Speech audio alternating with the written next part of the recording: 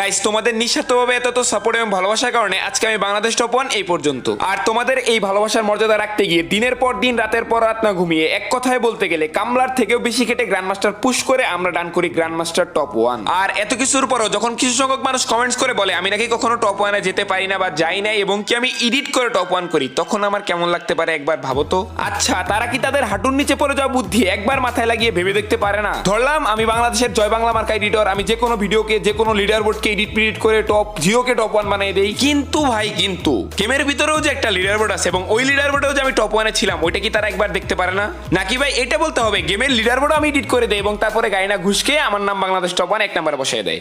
আর অন্যদিকে টুর্নামেন্টের ইতিহাসের দিকে যদি আসি, বাংলাদেশের ফ্রি ফায়ার স্পোর্টস কিংবা ফ্রি ফায়ার টুর্নামেন্টকে আগায় নেওয়ার জন্য আমি বাংলাদেশ টপ 1 একজন ইউটিউবার হিসেবে কিংবা একজন স্পোর্টস প্লেয়ার হিসেবে এ পর্যন্ত কি করছি, কতটুকু করছি তোমরা ভালো করেই জানো। তারপরেও নাকি কিছু কিছু মানুষের কাছে শুনতে হয় আমরা নাকি টুর্নামেন্টে করি সিন্ডিকেট। তো এডিট করে টপ 1 এবং টুর্নামেন্টে সিন্ডিকেট, এই বিষয়গুলো মূলত শুরুই হয়েছে আজ থেকে প্রায় 3 মাস আগে কোনো এক কন্ট্রোভার্সির মাধ্যমে। তখনই আমার উচিত ছিল এই বিষয়গুলো কতটুকু সত্য না মিথ্যা না ভণ্ডামি তোমাদের প্রমাণ সহ দেখানো, কিন্তু ওই সময়টায় কন্ট্রোভার্সির নাম করে অনেকেরই অনেক ভালো ভিউজের ব্যবসা চলতেছিল। তো আমি চাই নাই তাদের ভিউজের ব্যবসাগুলো আরো আগাক বা তোমাদের সময়গুলো নষ্ট হোক। কিন্তু এখন আর ওয়েট করতে পারলাম না, যেহেতু এই টপিকটা এখন আরো বাড়তেছে, এই টপিকটা আমার এখন ক্লিয়ার করতে হবে এবং এই টপিকে ডাইন করতেই হবে। সো রেডি থাকো এবং আজকে ঠিক সন্ধ্যা 7টায় আমার ইউটিউব চ্যানেলে চোখ রাখো, একটা বড় সড়ো ধামাকা আসিতেছে। আর এই ধামাকাটি হতে পারে তোমরা যারা আমাকে অনেক বেশি ভালোবাসো তাদের আরো ভালোবাসার কারণ, আর তোমরা যারা আমাকে হালকা হলেও হেট করো তাদের গর্তে লুকিয়ে যাওয়ার কারণ।